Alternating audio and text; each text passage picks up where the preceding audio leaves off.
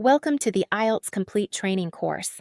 This course was put together by Dr. Greg Martin's OJI. My name is Melissa, and I will be your guide today. Many of you joining this course are from various parts of the world: Africa, Europe, South America, Asia, and beyond. This course is designed to help all of you succeed, regardless of your starting level or native language background.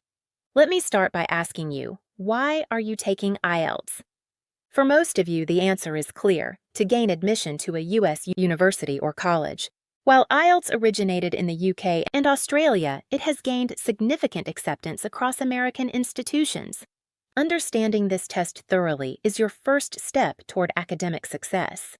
IELTS stands for International English Language Testing System. It's the world's most popular English language test, with over 3 million tests taken annually across 140 countries. There are two versions of the IELTS test. Academic IELTS is for university admission and professional registration. This is what you need for studying at American universities. The test assesses whether you're ready to begin studying or training in an English-speaking environment.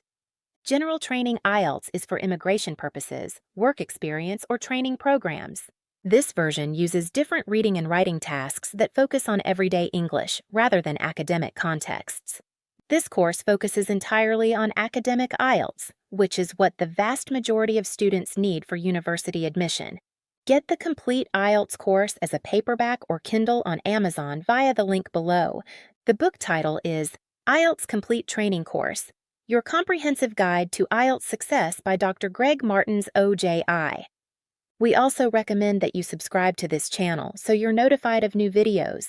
Please share your thoughts in the comment section. The 4 test components IELTS assesses 4 language skills in a specific order. First is listening. This section takes 30 minutes plus 10 minutes transfer time. You listen to 4 recordings of native English speakers and answer questions based on what you hear. Each recording is played only once, making concentration and prediction skills crucial. Second is reading.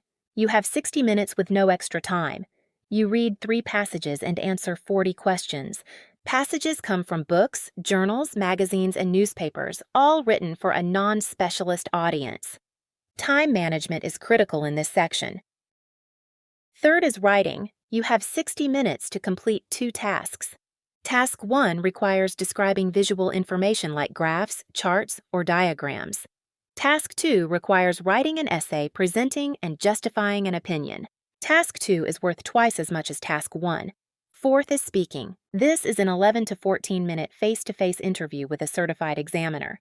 The interview has 3 parts: introduction and familiar topics, a long turn where you speak for 2 minutes, and a discussion of abstract ideas.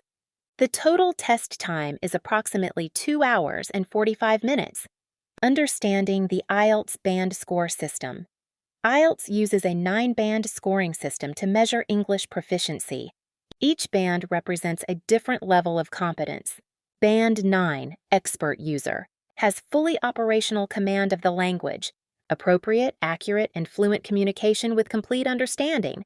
Band 8, Very Good User, fully operational command with only occasional unsystematic inaccuracies, handles complex detailed argumentation well. Band 7, Good User, operational command with occasional inaccuracies and misunderstandings, generally handles complex language well and understands detailed reasoning.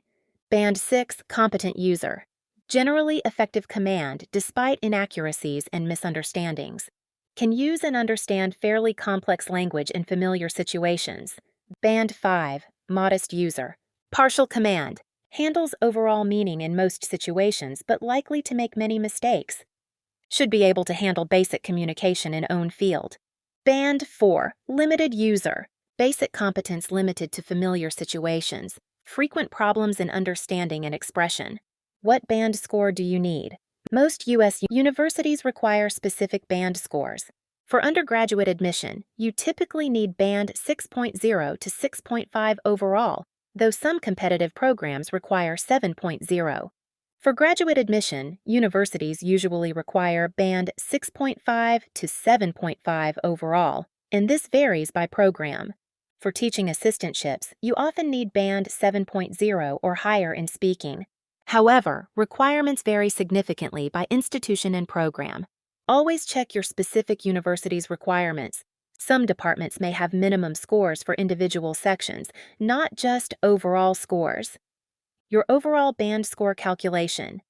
Your overall band score is the average of your 4-section scores, rounded to the nearest half band. Let me give you some examples. Example 1.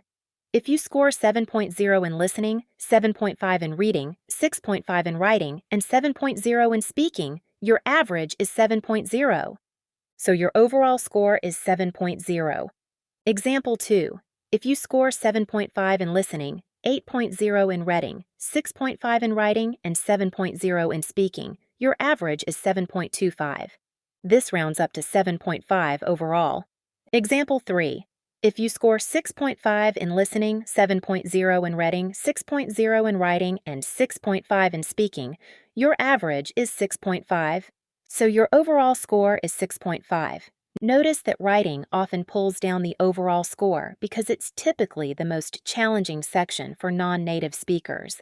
Over the coming lessons, you will master every aspect of IELTS. We'll cover test fundamentals, develop your listening skills, enhance your reading strategies, perfect your writing techniques, and build your speaking confidence. Each lesson builds on previous ones, so follow them in sequence for optimal results. Are you ready to begin this journey?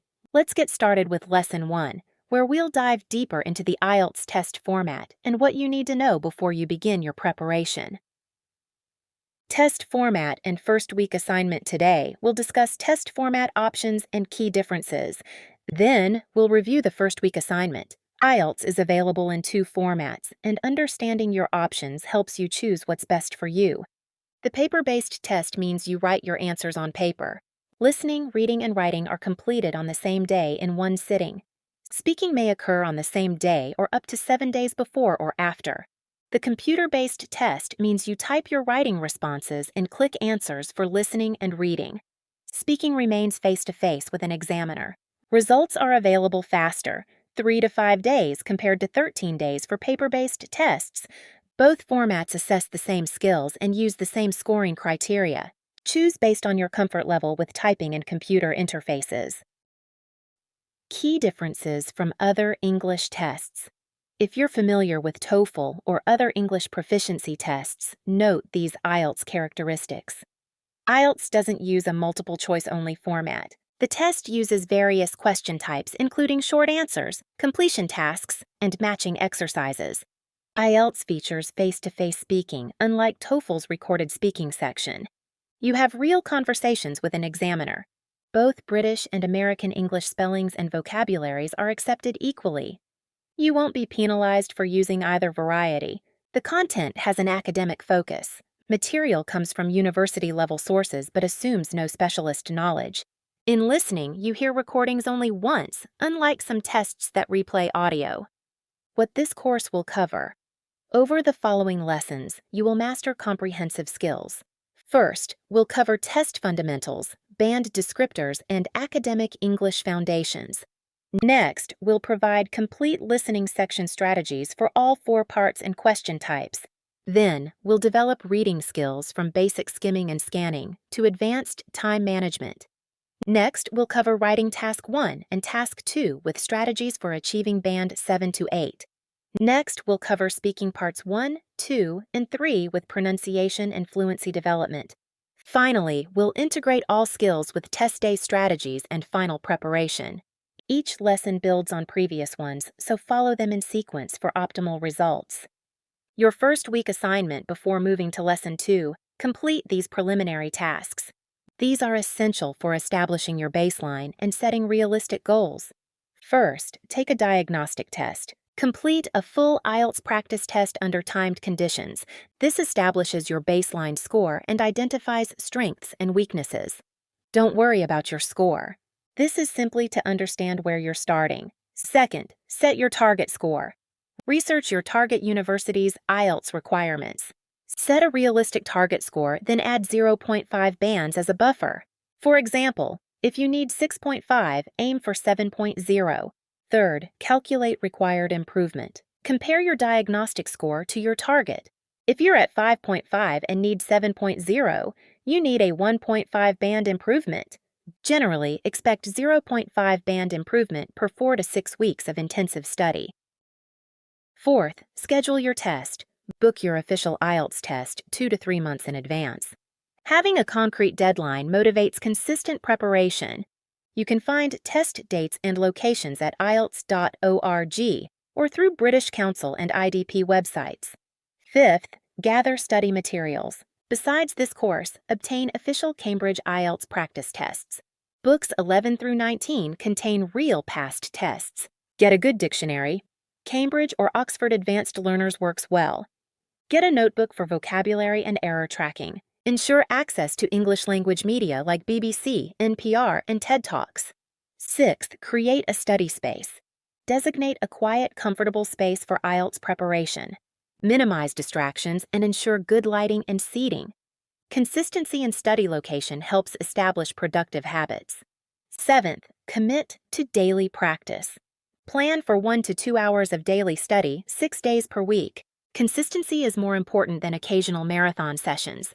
Create a realistic study schedule you can maintain. Understanding the journey ahead. Improving English proficiency takes time. Be patient with yourself and trust the process. Here's what to expect. For the purpose of establishing objectives, it is assumed that the duration of this course will be 12 weeks. You may adjust the duration depending on where you're starting from and your ultimate target score. During weeks 1 and 2, you'll be learning test format, understanding requirements, and establishing baseline skills. Progress may feel slow initially. During weeks 3 through 6, expect steady improvement as strategies become familiar. You'll notice increased comfort with question types and time management. During weeks 7 through 10, you'll experience significant skill development. Your practice scores should show measurable improvement. This is when you fine-tune techniques and address specific weaknesses. During weeks 11 and 12, focus on final preparation and confidence building. Practice under test conditions and work on test day strategies. Remember, everyone progresses at different rates. Certain areas may show rapid progress, whereas others may necessitate a longer period for development. That's completely normal. Stay committed to the process.